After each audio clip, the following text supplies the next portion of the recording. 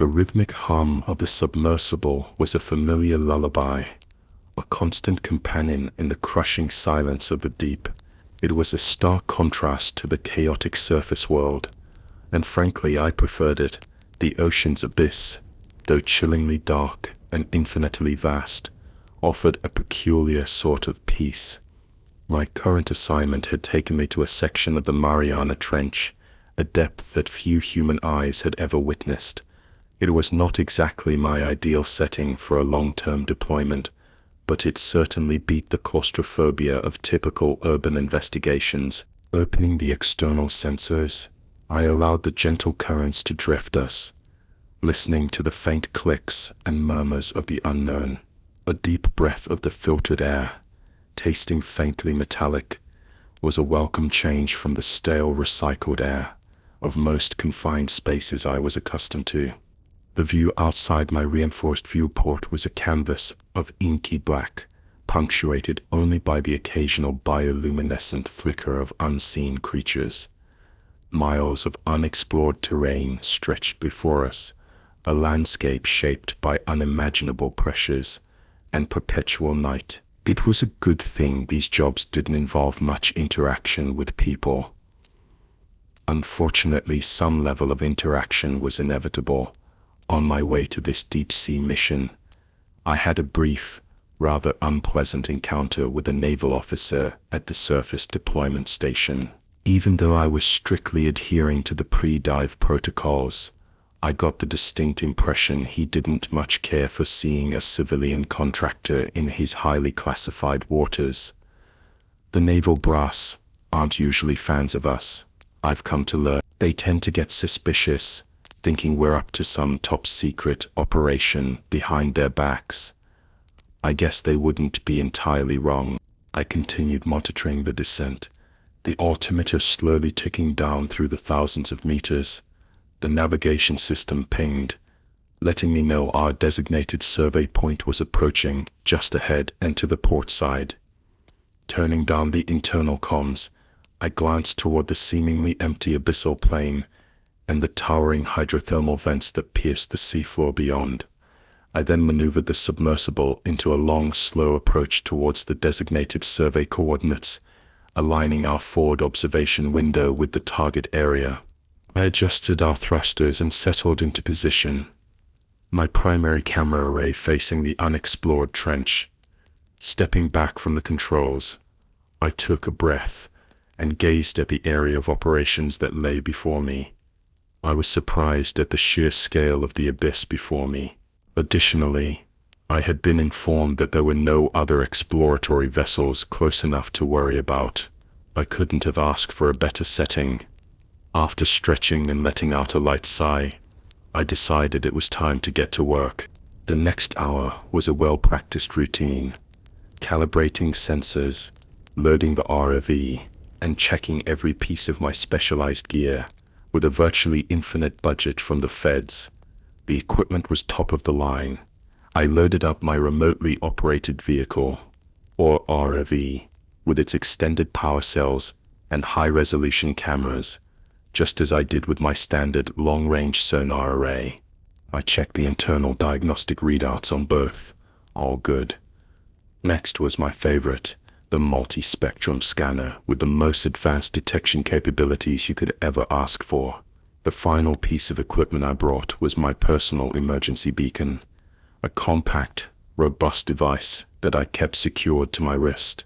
I figure it's never a bad idea to have one more safety measure, just in case.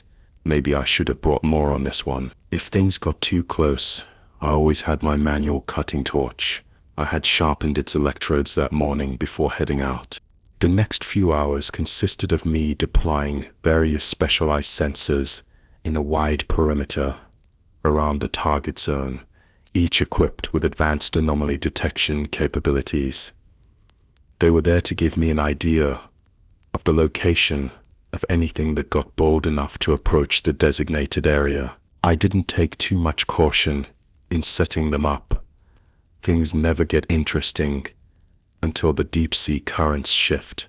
I returned to the main control room where I turned on my main console and assured that all the sensors were connected and working. I could see every single one of them from there, and would know if anything so much as shifted a micron. I then got situated in my pilot's chair by the main viewport, where I opened the long-range sonar and set up my multispectrum scanner to monitor the deep with. I suppose it would be worth mentioning why I'm out here, deploying fancy equipment in the abyss and monitoring an array of sensors, while I'm alone in a government-issued submersible that isn't mine. Let's back it up. On February 21, 2014, at 01:01 hours, the Pacific Ocean Command receives a distress call from a commercial deep-sea drilling platform. The crew claims to be observing a large, unidentifiable structure standing motionless on the seafloor near their drill site. The description given by the lead engineer was that of a colossal, crystalline formation, appearing almost organic, yet geometrically perfect, radiating a faint internal light. The engineer tells command that they had been experiencing unusual energy fluctuations for roughly an hour earlier, unspecified as to why. They spotted the structure on their sonar soon after. The structure had been standing near the edge of a deep-sea canyon. It was facing the platform and hadn't moved a millimeter since the crew noticed it. The engineer quickly retrieved their long-range sonar and activated the platform's emergency beacon, proceeding to transmit an urgent warning to the nearest naval vessel and tell the unknown entity that this area was theirs and to cease operations immediately. The engineer, seeing that the structure remained unaffected by their warnings and emergency signals, re-entered the control room to retrieve their satellite phone and call for further assistance. As they continued to observe the figure from their command center, during this call, the engineer's voice was noticeably nervous and frightened. The desperate tone and quivering speech continued to worsen as they went on explaining the situation to command. Command instructed the platform to maintain their position and not to approach the anomaly. Command reassured the engineer that naval support was on its way. A few quiet and uneventful minutes passed. Then, without warning, the engineer let out a horrified scream through the phone. The call was disconnected seconds later. Naval vessels began their over 8-hour journey to the drilling platform. Halfway to their arrival, multiple new reports were coming to command from other vessels in the region. They reported seeing massive seismic activity emanating from the platform's location, and the closest reported seeing a colossal plume of water erupting from the surface. By the time naval forces arrived, the drilling platform had vanished without a trace. Search and rescue arrived shortly after, but oddly enough, the seismic activity had completely subsided. What remained was an impossibly smooth, circular depression in the seafloor, several kilometers in diameter. The geological surveyors that arrived on site were bewildered by how quickly such a massive amount of material must have been displaced. There was no explanation they could fathom. Naval search teams scoured the nearby seafloor and water column for the platform and alleged structure to no avail. However, their search was quickly called back upon the findings of the geological teams. The platform's charred remnants of machinery were found scattered across the seafloor, but not as they should have been. It became clear, after further investigation, that the platform's main drill head was melted down to its base before it was vaporized at an impossible temperature. 4 specialized deep-sea cutting charges were found where the main drilling tower used to be. The emergency beacon was found just outside of the main depression, surprisingly intact, despite its proximity to such a violent event. Forensics confirmed that the charges had detonated, but the energy signature itself was never fully understood. This was the first, but far from the last. On July 10, 2015, at 23:20 hours, the Arctic Research Station receives a call from a remote ice drilling outpost. They spotted a massive, translucent anomaly, moving beneath the ice cap. The lead researcher claimed the anomaly was radiating an intense cold and was moving with impossible speed. The researcher expressed no panic or concern for their safety over the phone, but rather a profound awe for the phenomenon.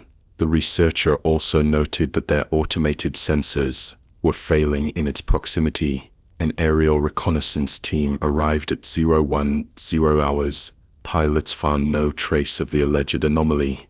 They flew to the entrance of the outpost's main research dome and discovered its main pressure hatch to be unlocked and slightly ajar. After calling for the researcher and getting no response, they stepped inside to be greeted by the frozen bodies of the research team, suspended in midair within a perfect sphere of ice inside their primary laboratory.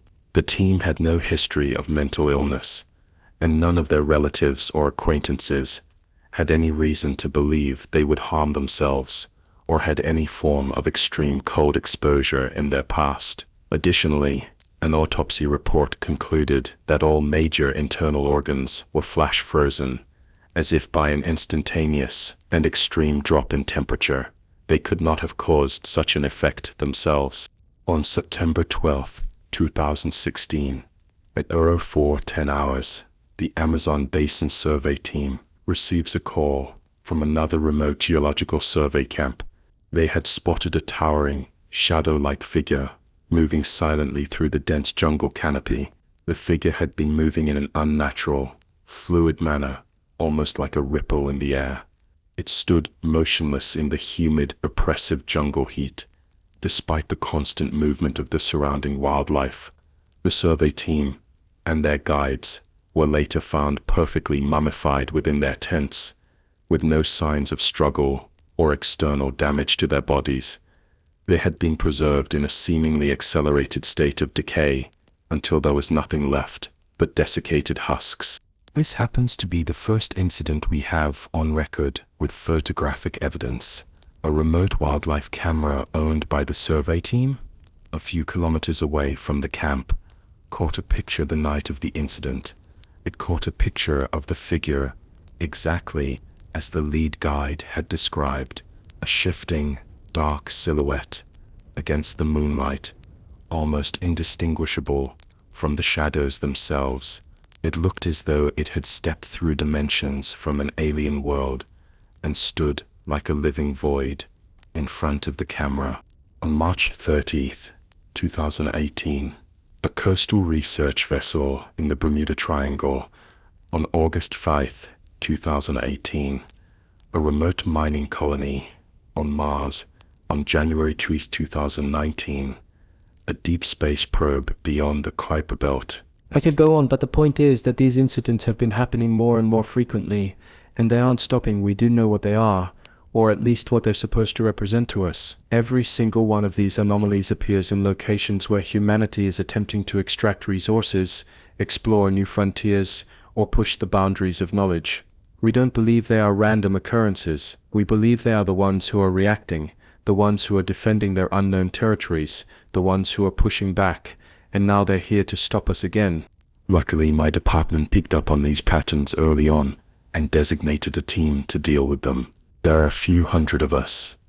I am in the dark about what everyone does exactly. I haven't met many, but I do know that some find potential incidents, some investigate, some deal with the cover-up and handling the publicity, and then, of course, there are the ones you send in to contain the problem.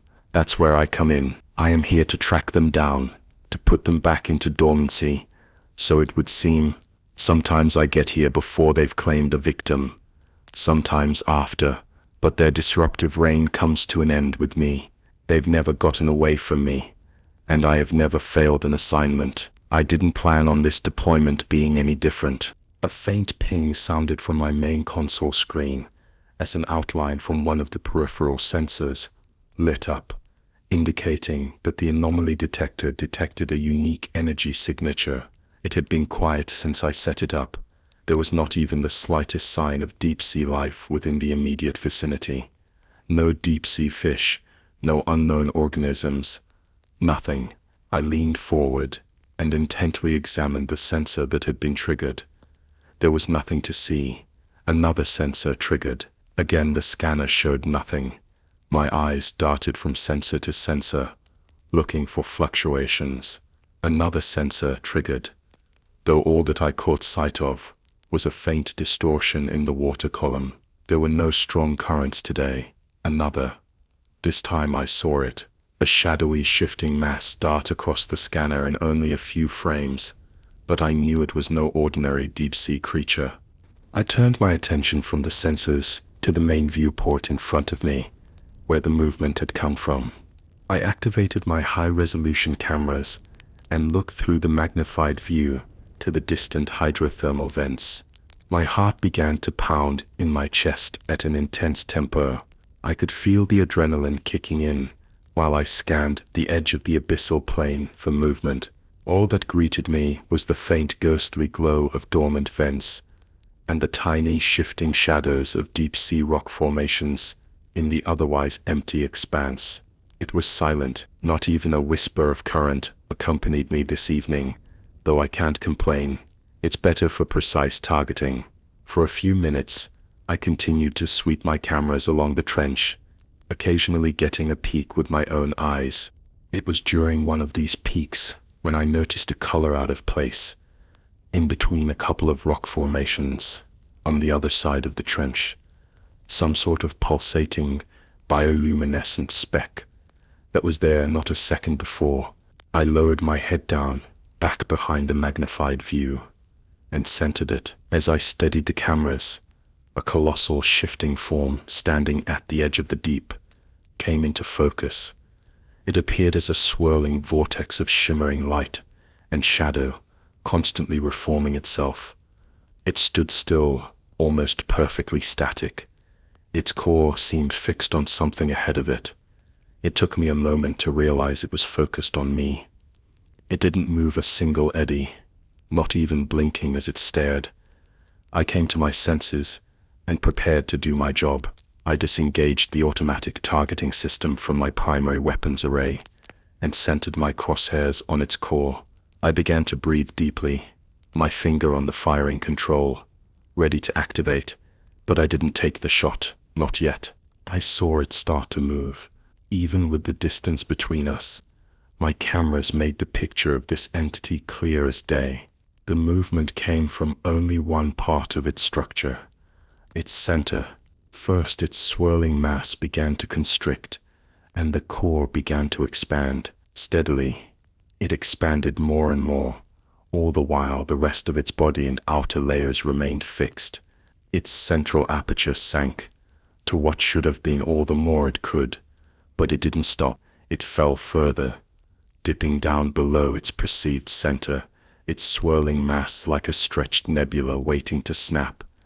Though it didn't, it kept stretching, still static. The colossal entity remained with its core locked on me, while its aperture sat open, impossibly wide. It stood still with its hanging, distorted core for a moment I shouldn't have given it. Now I knew I had my target. I began to apply pressure to the firing control before I was stopped, shaken by a force, a sound, like a symphony of collapsing stars in a dying galaxy, with the power of 1,000 black holes resonating the end of time, echoed through the abyss. Its volume caused scores of deep-sea fish in the nearby canyons to scatter in a panic. Its low-frequency hymn shuddered through my sub's hull and left me too hypnotized to pull the trigger. I'll never get used to hearing one of them resonate. Here we go, I muttered to myself, the only thought I could conjure from my brain at the moment. Closing its aperture, it surged forward and began to extend tendril-like projections towards the seafloor in front of it, anchoring itself like immense claws.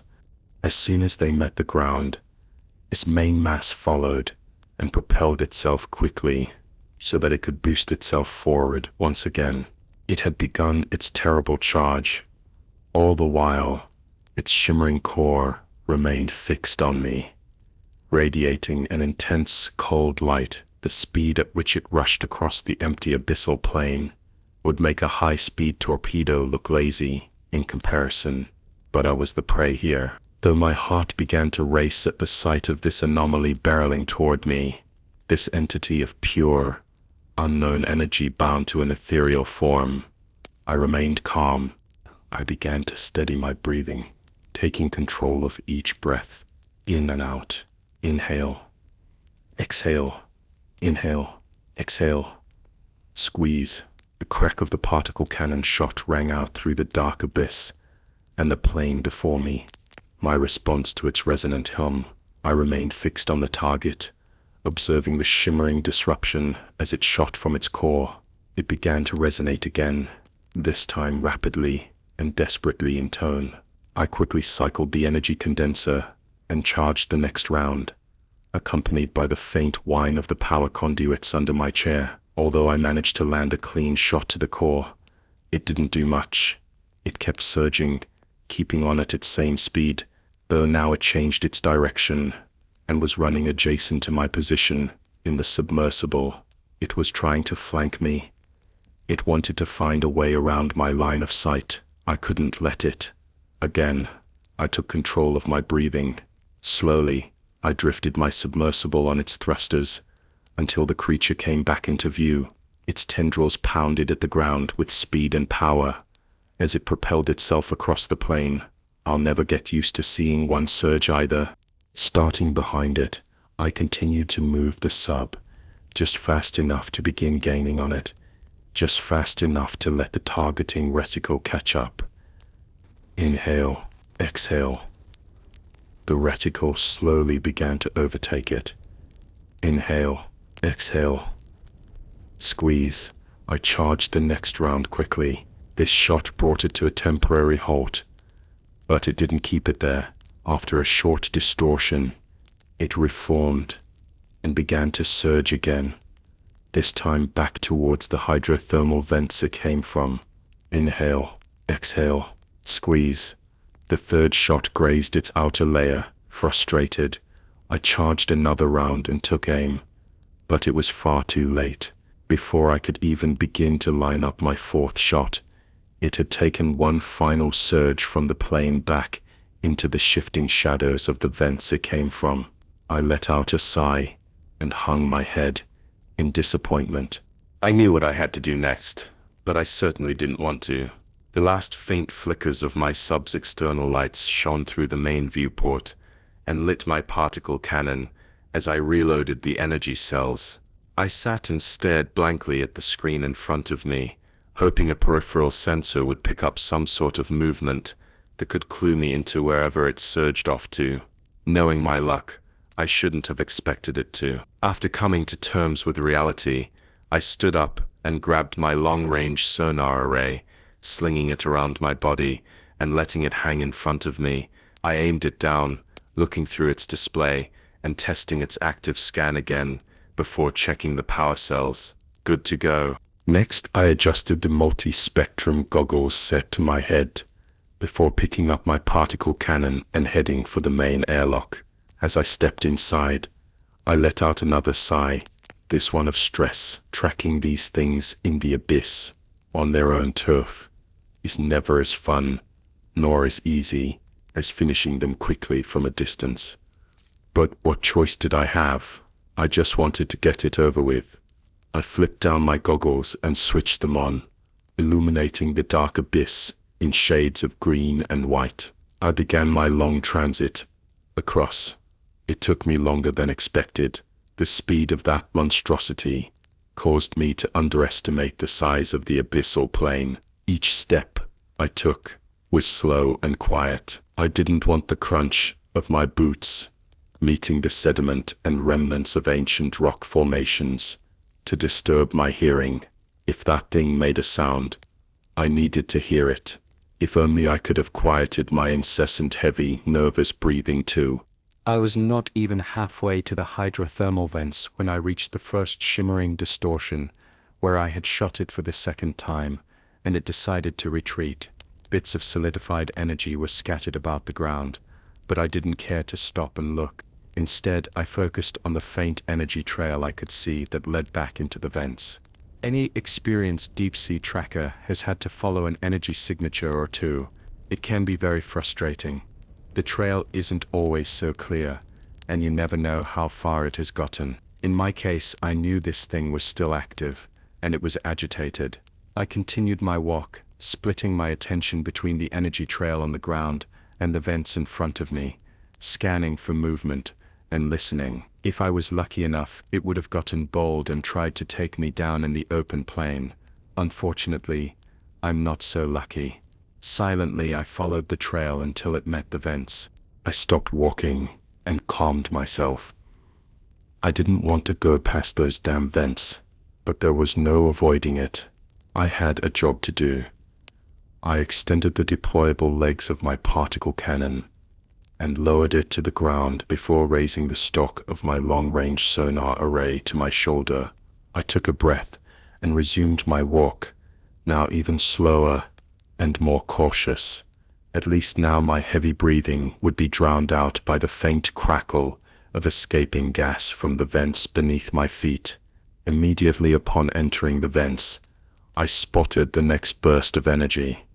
It came from a crystalline formation, its facets covered in the shimmering, pulsing light. I walked up to observe, only to notice more energy on the formation above that one, and the next. I noticed the pattern and followed each formation up, one by one, each with its surface covered in a faint residual glow. Suddenly, a mass of energy shifted on top of the vent next to the one I was looking up at. I swung my sonar array up, pointing above me at the top of the vents. The mass turned, and into view came two glowing, pulsating lights, like twin stars in my multispectrum vision. It opened its central aperture again to let out another deafening resonance. But I raised my array and took aim. Its resonance was cut short by a hum from my barrel, and the thud of the energy bolts meeting its form. I was only able to discharge half a dozen bolts before it surged away to the tops of the neighboring vents. I kept discharging as it jumped from one formation to another, though within seconds it was out of my line of sight. I charged through the vents after it, and watched it leap impossible distances, making formations tremble so hard I thought some might fracture. All the while I kept trying, and failing, to line up a clean shot. The ones I did manage to discharge were either misses or ineffective. Even at the full-on sprint that I managed to sustain for a good few minutes, I was barely able to keep up. I almost abandoned the chase entirely before I saw an opportunity. There was a narrow chasm ahead, a crevice. The distance across was far too wide for it to jump. It took a sharp right once it realized this, and began surging from formation to formation along the crevice. I rushed into the opening before kneeling to line up a shot. I followed it with my sights, tracking the timing of each surge and letting it land and surge once more before it settled on a new formation.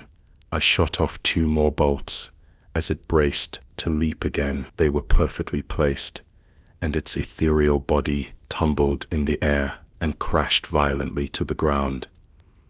Having lined up my sight, I squeezed the firing control again to hear the absence of a discharge, replaced by the click of the power conduit in the empty chamber. I screamed curses at myself as I quickly exchanged energy cells. By the time I looked up, the body was already gone. I got to my feet and continued down the crevice at a jog-like pace with my sonar array at the ready. I was beginning to get frustrated more than anything. I've put dozens of these things into dormancy before. I didn't understand why I was having such a hard time with this one. As I approached a curve in the crevice, I slowed my pace and brought the stock of my sonar array back to my shoulder. I approached the curve from the outside of the crevice, trying to get a clear view of what was beyond, when my head violently snapped to the left. My vision went suddenly dark, and it took me a few moments to realize that I wasn't dead, nor was I unconscious. Something hit my multi-spectrum goggles and knocked them clear off of my head, breaking the mount they sat on. My eyes were only beginning to adapt to the dark when another object came flying towards my head, narrowly missing, as it whistled forcefully past my ear. It was a dense rock, around the size of a small boulder. I couldn't help but glance behind me, in astonishment at the object that had nearly decapitated me, before turning my attention back to what threw it. Sure enough, there it was, standing behind the jagged rocks, at the corner of the path. I let my anger take control, and began to fire rapidly at its core. My disregard for accuracy hardly mattered at this range. Regrettably, it meant I was now closer than I would have liked, and it began to charge. I landed shot after shot. Shimmering energy spurted from its core, and painted the rock formations and surrounding currents that it passed as it barreled toward me. Again, my energy cell went empty. Instead of bothering to reload a new one, I quickly drew my sidearm plasma cutter and continued my rapid fire on the entity. It broke into the clearing and fell to a four-limbed stance before it leaped forward and surged as it had done in the plain. It closed the distance between us. In seconds, a powerful ethereal tendril clenched around my throat, and I was lifted off of the ground like a feather. It kept surging past the edge of the clearing and carrying me deeper into the vents. I continued to pepper it at point-blank range with my plasma cutter. Between discharges, I could hear its chilling, high-frequency hum directed at my futile efforts. Its shifting form seemed to contort with a look of sadistic amusement. I continued discharging until my energy cell went dry, and I was stuck with an empty weapon.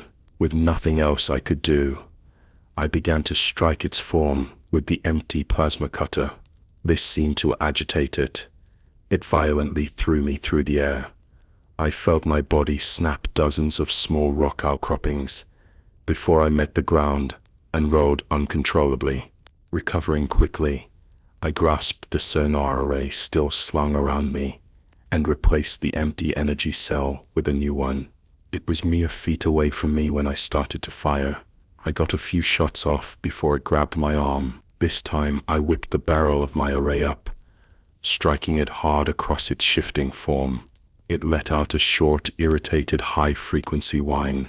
I thrust my barrel at its upper mass, knocking it back as it emitted another angry, low hum. It reached up with its left tendril and tried to grab the barrel before half of its crystalline structures were shattered by my next shot.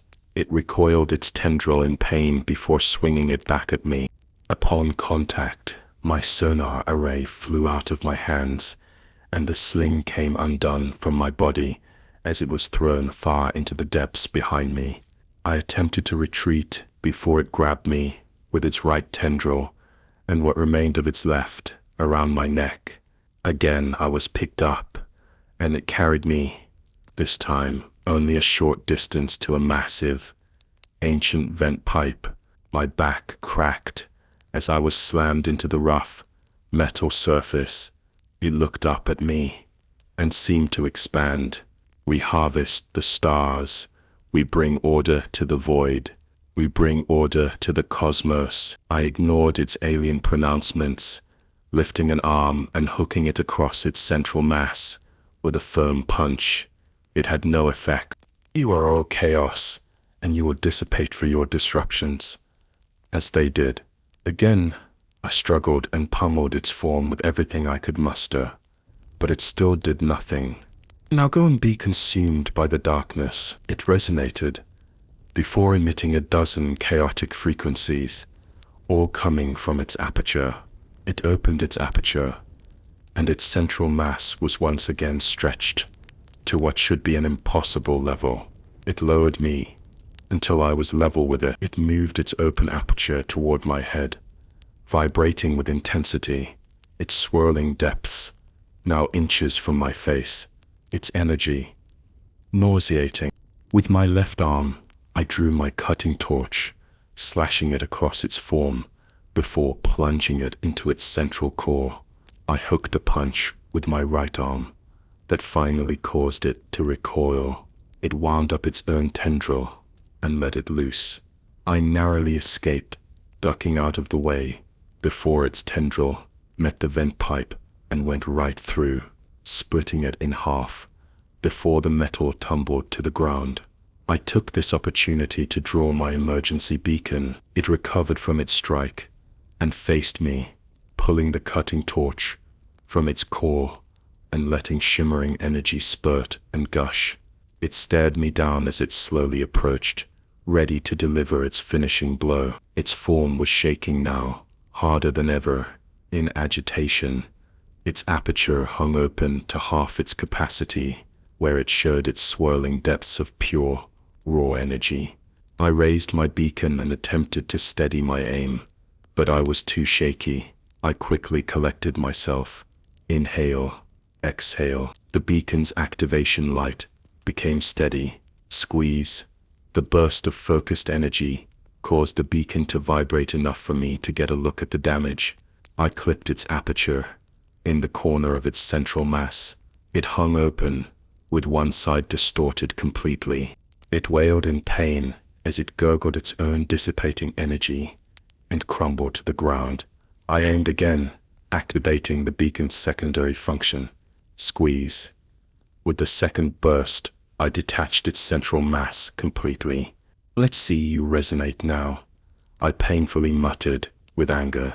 It dropped my cutting torch and was now laying flat on its back, dissipating heavily. I approached, activating the beacon again. As I did, it reached out with its mangled tendril, but I kicked it away before placing my beacon to its remnants. Squeeze, and then silence. After dragging the remnants back to the main abyssal plane, I spent the next few hours retrieving my lost and damaged equipment, as well as tediously finding every one of my sensors. I then retrieved my submersible and drove it to the edge of the plane. There was just one more thing to do. I opened my cargo bay and pulled out the metallic containment sphere. I don't understand why they make these things so incredibly heavy. I opened it and placed the dissipating remnants inside before securing the extremely heavy-duty magnetic lock. Next was the burial. It wasn't easy submerging after I had been roughed up and tossed around by an unknown energy entity with impossible strength, but at least this was the last thing I had to do. I finished submerging the sphere, placed the metal casket inside a deep fissure, and covered it up with sediment. From there I collected my remaining equipment, packed it up, and took off. Supposedly, there's a cleanup crew that comes in after we're done with these missions and destroys any bizarre evidence.